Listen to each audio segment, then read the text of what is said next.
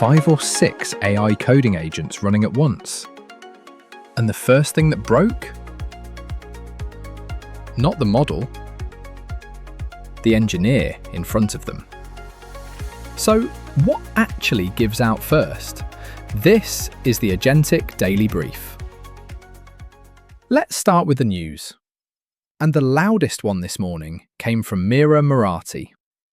Her new lab, Thinking Machines, just shipped its very first model. It's called Inkling. It's huge, nearly 1 trillion parameters. And here's the twist. They gave the whole thing away. Full open weights, a license that lets anyone build on it. They're even upfront that it isn't the best model out there. That's the bet. That an open model you tune yourself beats a one-size-fits-all closed one. A real shot across the bow at OpenAI, Anthropic, and Google.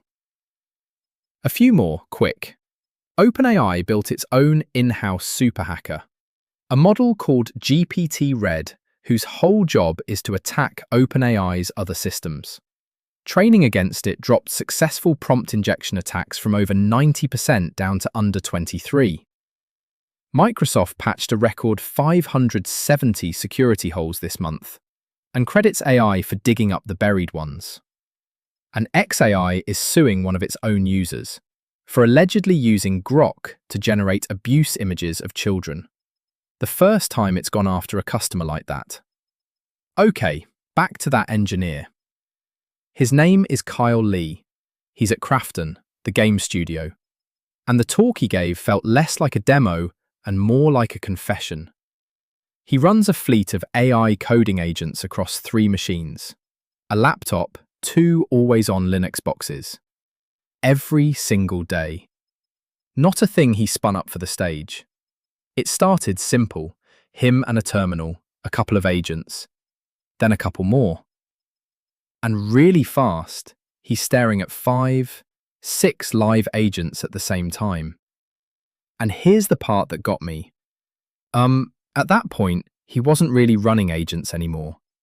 He'd become the scheduler, deciding who does what. The memory, holding what all 6 were doing. The reviewer, checking every one. 1 human, 3 jobs, 6 agents. It does not scale. And it wasn't only his attention. As he added machines, things broke in ways that had nothing to do with AI. Orchestrator agents doing the work themselves instead of handing it down. Sessions stacking up until a box ran out of memory. Credentials colliding across workspaces. A laptop dying and wiping every job still in flight. He asked himself a strange question. How does a handful of executives run a company of thousands? They don't hold it all in their heads. They split it up. Everyone sees only their own slice. That's what he built. Not a metaphor, a real org chart in software. A CEO agent, VPs, managers, workers. Context flows down.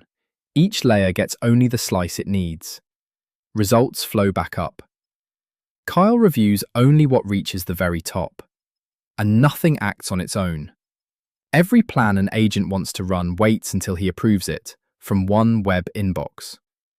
Instead of juggling 6 contexts in his head, he holds exactly 1. There's a second move under that, and I'll keep it short. Each agent keeps its state in files on disk, its mission, its progress, instead of trapped in the chat window. So when the window fills up, he doesn't carefully compress it, he wipes it, and lets the agent reread its own files. Crash the laptop mid-job? The work's on disk. It survives. A Snapchat engineer, Jeffrey Lee Chan, made the same call from the other side. Keep the orchestrator's head on the goal, not clogged with every tool detail.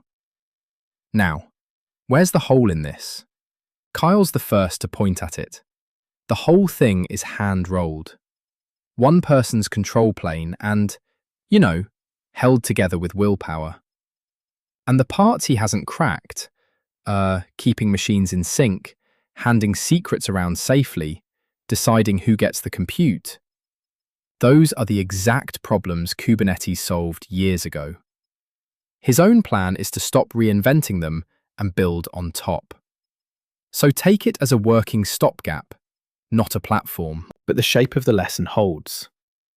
Run more than a few agents, and you quietly become their bottleneck, the scheduler, the memory, the reviewer. Kyle's fix was to hand that whole job to an org chart and only ever read the top.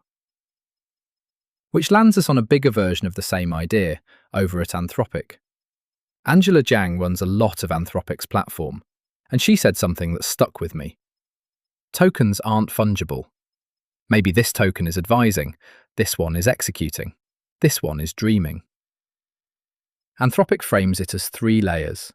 Knowledge, just get an answer. Execution, actually do the work, edit files across a bunch of systems. And a new one, stacked on top. Coordination. That top layer is where you decide which token gets which job. And here's what it means if you're building. For a while, the game was hand-wiring one long loop. A big prompt, a pile of tools, or rather, a pile of glue holding those tools together, all wired just so. But as models got easier to steer, a lot of that rigid scaffolding can just go. The leverage moves up. It stops being how much glue you hand-wire and starts being how you compose the model with itself. Notice it rhymes with Kyle's org chart, right? He routes work to the right agent, she routes work to the right token. There's a money angle too. If you're scared an agent will run up a giant bill, the reflex is a hard spending cap. Zhang's team leans the other way. Route tokens smartly so you're not burning the expensive ones on cheap work. One trick? When a model gets stuck, instead of grinding, it calls a smarter, pricier model for a quick bit of advice, then carries on.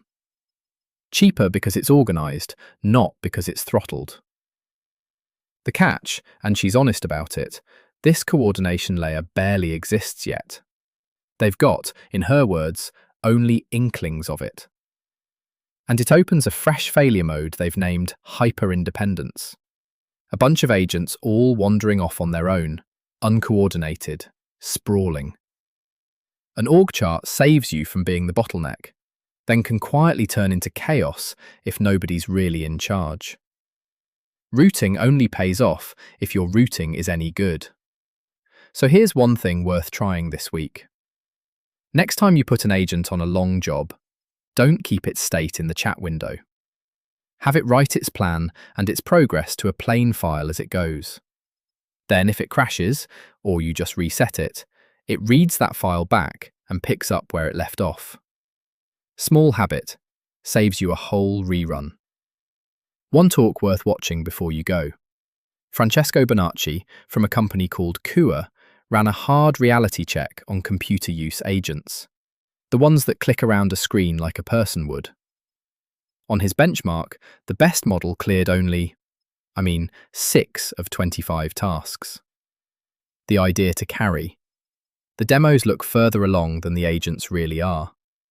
If you're betting on this, test on your own tasks before you trust the highlight reel. So, what gives out first when you scale a crew of agents? Not the machine, not the model. You do. Your attention is the bottleneck nobody warns you about. And both of today's builders answered it the same way. They stopped holding it all in their heads and gave the work a shape above the work. An org chart for the agents. A job for each token. Stop being the scheduler. That's today's Agentic Daily Brief. Brought to you by Agent Native Engineering. Open knowledge for building and running AI agents. The full write-ups, with their sources, are at agentnativeengineering.com. See you next time.